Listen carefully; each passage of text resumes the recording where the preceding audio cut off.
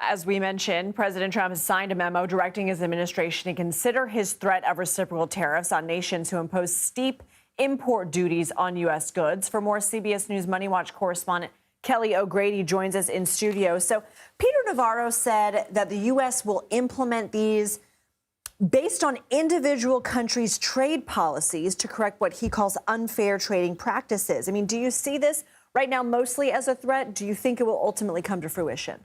So I think it is a threat to incentivize a negotiation. I mean, remember what we just saw happen with Canada and Mexico. The president threatened 25% tariffs, and then they came to the table, made some concessions, and then that date was pushed out 30 days. And so he has welded these this time around and in his last administration in order to get better trade deals. So I do think that you will see this go into effect if he doesn't get what he wants. Because, again, under his last administration, he did put some of these tariffs in place. There was pain, and then it did incentivize some of these countries to come to the table. And he has already this administration with China, exactly, right? Exactly. All right, let's listen to something that he said specifically about India's tariffs.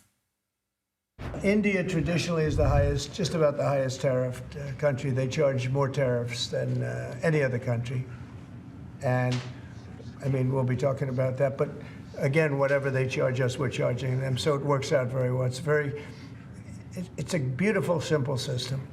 So as we mentioned, India does have one of the highest tariff rates at 12%. Why is that?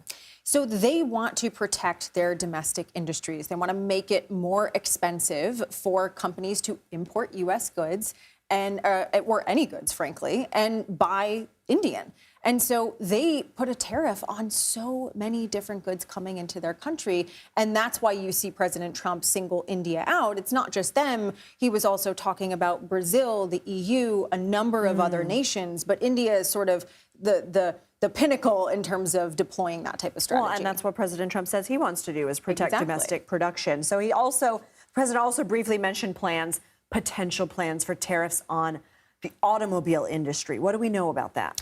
Okay, so this is where the EU comes into play. He has highlighted a 10% tariff or tax that is on U.S. cars going into the European Union. It's not technically a tariff. It is a VAT, a value-added tax. I'm not going to go into it and go down that road with you, but he is perceiving it as a tariff. And so what he's saying is, okay, tit for tat, I will put a 10% tariff on potentially European cars coming into the U.S. So think of brands like Mercedes, BMW, exactly. But again, just a threat for now. Audi, Volkswagen. Okay.